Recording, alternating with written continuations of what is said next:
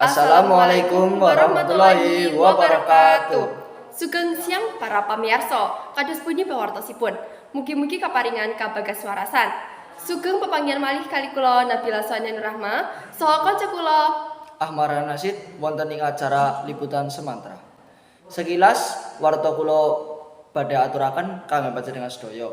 pawarta dina menika badhe ngrebab babagan ekstrakurikuler karawitan SMA Negeri Setunggal Rawalo. Ekstrakurikuler ingkang badhe dipun aturaken saking SMA Negeri Setunggal Rawalo Kabupaten Banyumas. Kanthi makaten kados pundi kahanan wonten ing papan latihan ekstrakurikuler sak menika, monggo kita midhangetaken laporan saking Sederek Anggi.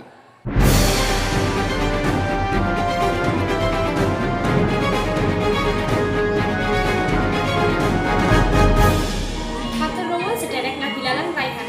Samenika kula sampun manggon wonten ing papan latihan ekstrakurikuler karawitan.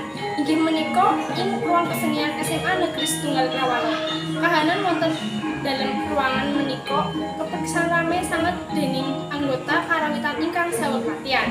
Sumangga kita mindhangetaken pamanggi saking salah satunggalipun anggota karawitan.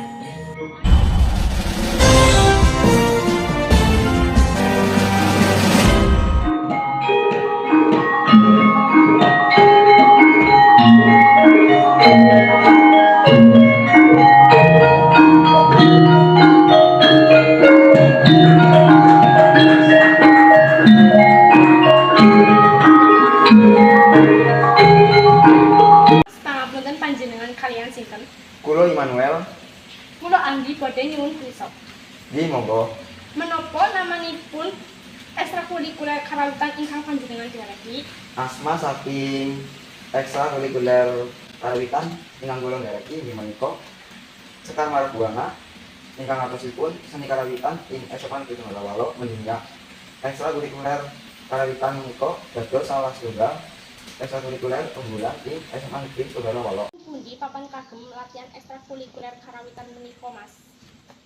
Papan ekstrakurikuler karawitan inggih menika ruang kesenian SMA Negeri Setunggal Rawalo.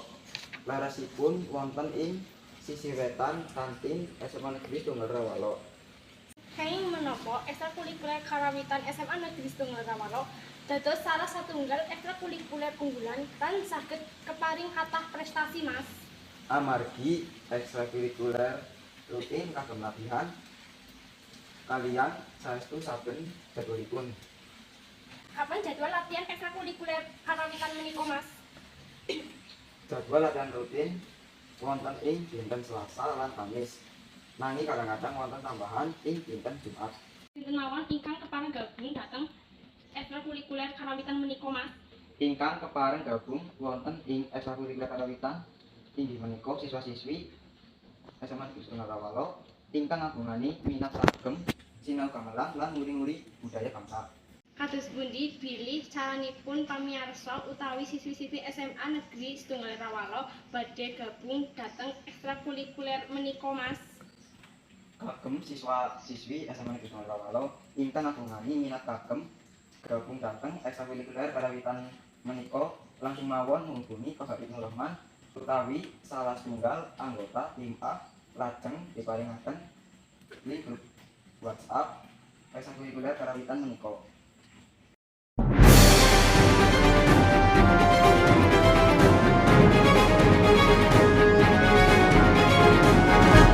Semanten warta ingkang saged kula aturaken saking SMA Negeri Setunggal Rawalo. Wekdal kula kondhiraken malih Nabila Sonia Kang Ahmad Raihan ing studio.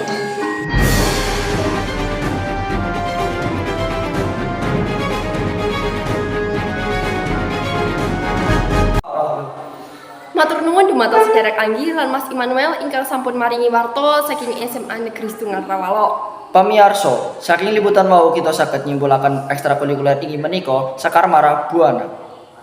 Ekstrakurikuler menika dipun dhereki dening siswa-siswi SMA Negeri Setunggal Rawalo ingkang kagungan minat. Ekstrakurikuler menika dipun tindakaken ing dinten Selasa sesanipun kondur sekolah wonten ing ruang kesenian SMA Negeri Setunggal Rawalo.